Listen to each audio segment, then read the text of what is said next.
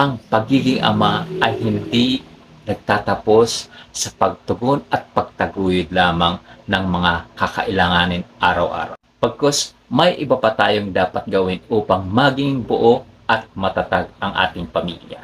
Una, maglaan ng oras para sa mga anak at sa asawa. Pangalawa, ang pangangaral at pagdidisiplina sa mga anak katuwang ang asawa. Isingit ko lang na ang ina ay hindi katulong kundi katuwang ng ama sa paggabay sa mga anak. Pangatlo, bantayan ang emosyonal na aspeto ng mga bata. At pang-apat, gabayan ang pamilya sa espiritual na buhay. Ito ang pinakamalaga. Hinihingi at ipinagdarasal ang karunungan para bigyan tayo nito ng Diyos. Ika nga, ang tanging maibibigay mo lamang ay mga bagay na meron ka. Hindi mo maibibigay ang mga bagay